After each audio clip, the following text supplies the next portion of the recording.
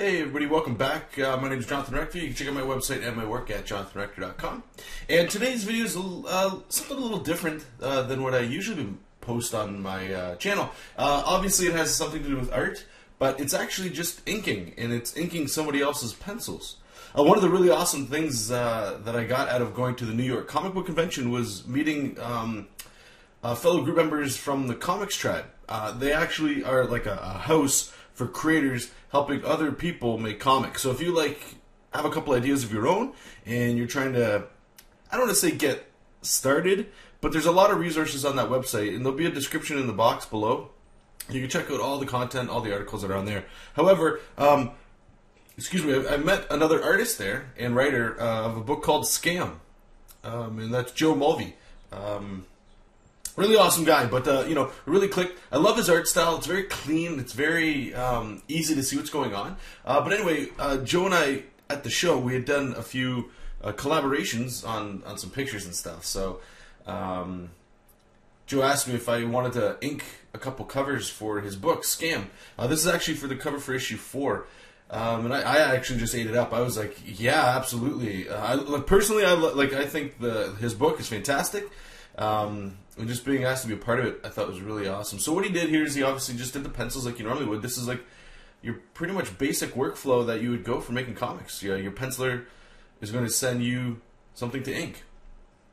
And normally, most people, they probably ink on Bristol. You can print this out, in Photoshop or something in blue line, and then grab your quills or your brushes, whatever you like to use. But you guys know me, I'm a big digital fan, so open this sucker up in Manga Studio, and I use it as an extra excuse as well to get familiar with the program a little bit more.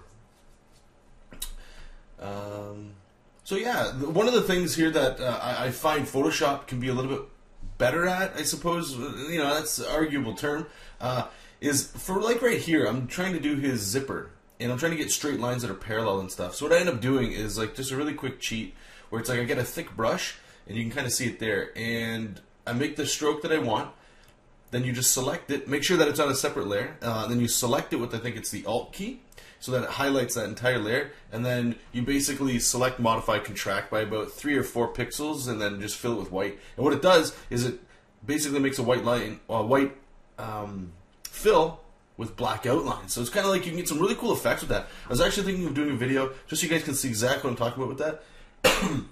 Excuse me, because I have received a few emails from people kind of talking about, what am I talking about when I try to do fills and like that. And here just, getting those really cool lines, which is really something that you can't necessarily do traditionally with inking tools, is drawing outside the lines to get really cool angles and then just erasing it and cleaning it up.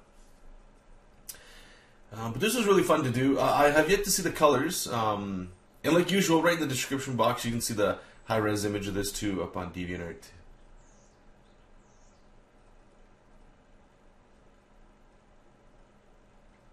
It's been a little while since I did this, so I'm just kind of watching it, seeing where lines were that I added that Joe didn't have necessarily on there. Like right here, I'm taking some extreme liberties to just throw the blood all over them. I put, I think, way more blood on there than Joe actually had on. And it was a little bit of a gamble. I didn't know how far I could push it. Not that I made him just caked in blood, but Joe didn't say anything, so I guess it's okay as far as I went with it. I should point out too, real quick, for those of you that are, doing digital work or inking kind of like the Freddie Williams way, with the DC Comics Guide. Normally, if I did this in Photoshop, I would grab that 3-pixel brush and do the outline and everything, and then get probably about a 5 or 6 pixel brush and make a fat outliner on everything, and then ink.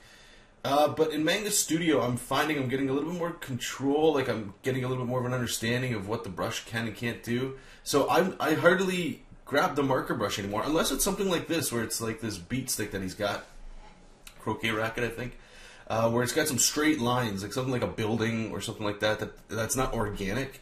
Then I'll go ahead and I'll grab the marker tool. What's really cool in Photoshop is it has this correction box that you can check right at the bottom of the brush settings there, and if you crank it all the way up to the max, I think it's 20, you can get pretty straight lines, like damn near accurate. And if you go even slower with it, you can get some longer strokes that look pretty good. So You know, it's a workaround. In Photoshop, normally you would just press somewhere with the brush. Then you would take your the cursor off, hold Shift, and click somewhere else, and it'll make a straight line between the 2 points that you just made, which is actually a big deal for me anyway. Okay, so here we go, going into the inking. Just slapping, just basically filling in the blacks there. And I am trying to be disciplined at this point. I am trying to not do rendering, just filling in the blacks, and worry about the rendering later. Making sure that the black actually works before the rendering kicks in. Because, like I find too, if you're doing shadow work, if you don't have your shadows in first, and what you do is you just start putting rendering in, it can get pretty muddy pretty quick. Unless you know what you're doing or you have an idea in your head already of how it's going to look, I would recommend just sticking with shadows first and then start doing your rendering. Here, that's what you call a cast shadow. I just basically made another pattern to represent the shadow coming off of the zipper. Here I'm doing it again for his face going onto his jacket. I established pretty quick, based on what Joe had sent me, where he had his light source. But as you can see, I'm actually going in there and adding more light and shadow to it. He had no shadow on the face, which is fine. But I had an idea of where I wanted to go with the picture after I started throwing in the blacks on his jacket. I'm actually going to put a big cast shadow of his head behind him on like a pretend wall that's back there. He did have bullet holes in the wall, so I figured, you know, probably cool to separate a little bit more and just add a little bit more shadow on it. And here, I don't want to shadow up too much of his eye, but I do want to have a little bit in there because it is a pretty drastic light source coming in from the top right. It's a pretty hot light source there. Now you're just playing around some more with the eye, figuring out how much more I can actually pull that shadow without it getting too muddy or, you know, making it look a little bit like nonsense. We don't want that. Don't want it. Here, just doing some shading on the teeth and some more cast shadow from his lip onto his goatee. And I'm a big fan of using the lasso tool for the hair. You're going to see it right here. Yeah. Basically, just kind of do sharp motions. It's if you're doing digital work with a mouse, this here is pretty, I don't want to say impossible, but it's pretty labor intensive and you're going to kill your wrist. If you're using a tablet of any kind, it's basically just kind of like, how could I word it for you guys? Imagine you had a pencil and you had it on its side and you were just kind of shading left and right. That's the kind of motion I'm going with when I'm using the lasso tool. That way you can get like this kind of cool separated lines in a way. I don't know, like I'm having a hard time describing it, but you guys can see the effect that it gives anyway. Again, here just adding some more line weights.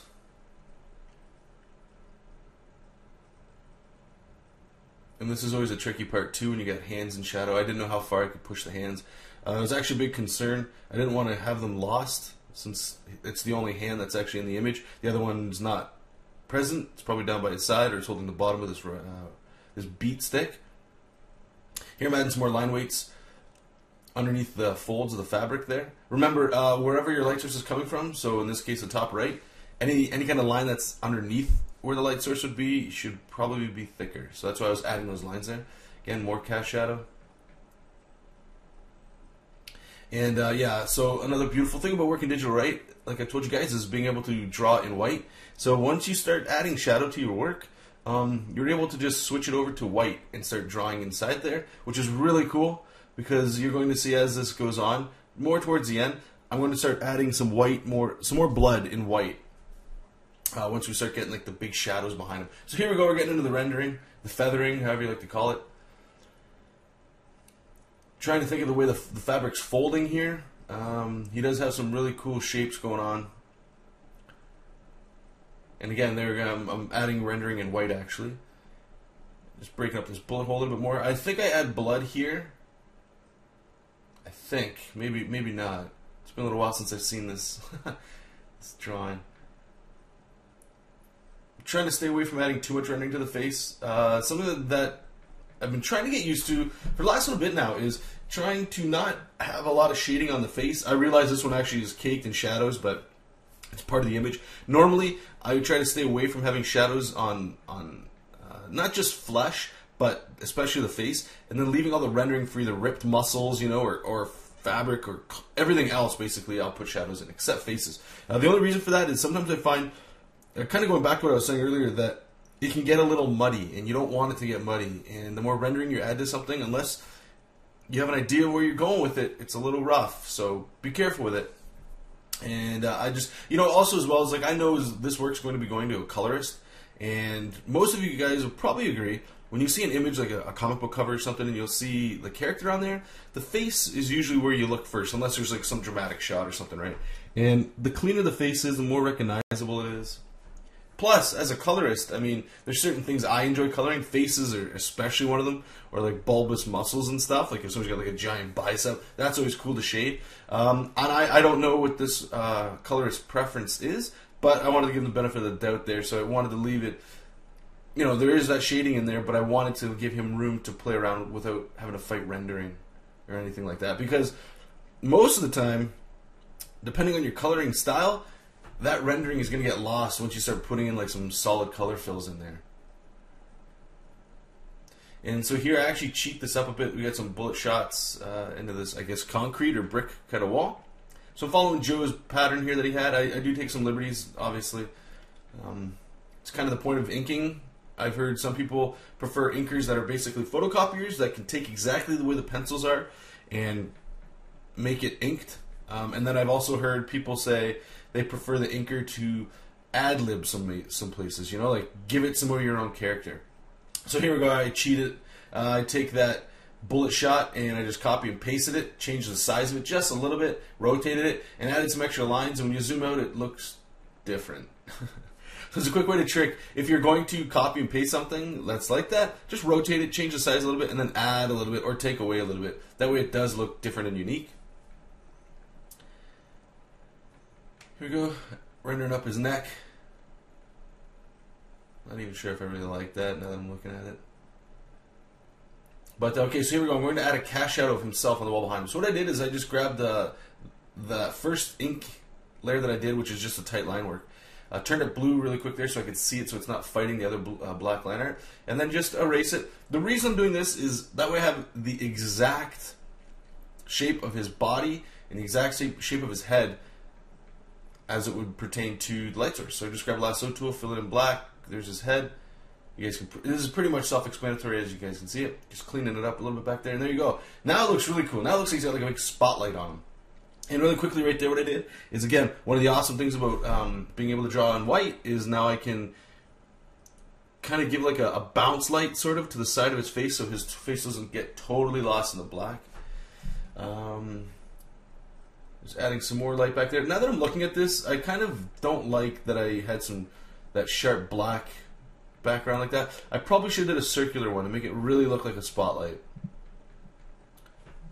I mean, I suppose it's an easy fix at this point, but I don't know how far Joe is along with production. Anyway, it looks like this is about done. I think we're going to start getting some signatures going on there. That's about it. Yep. So thank you guys so much for watching. Check out the links below. Also check out Joe's book called Scam. Alright guys, take care for the next video, and we'll see you soon. Bye.